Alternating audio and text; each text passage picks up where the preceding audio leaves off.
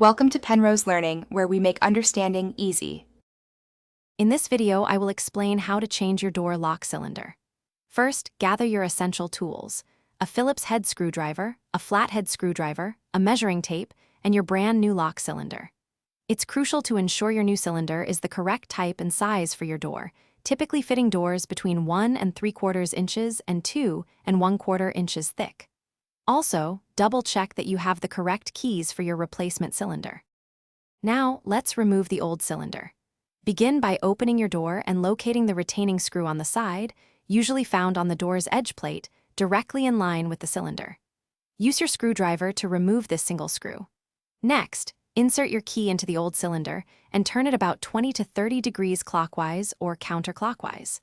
This action aligns the cam, allowing you to gently pull the cylinder straight out from the door.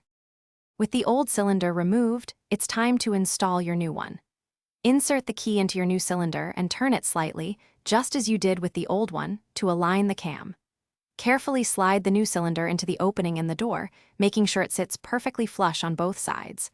Once it's in place, reinsert the retaining screw on the door's edge and tighten it securely. Do not over-tighten, as this can damage the lock mechanism. Finally, let's test your newly installed lock.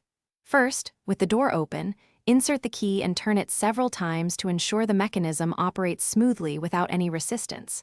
Then, close the door and test the lock from both the inside and the outside.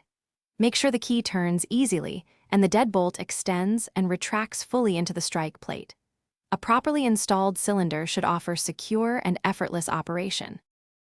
Thanks for watching. If this was helpful, leave a like and consider subscribing. See you next time.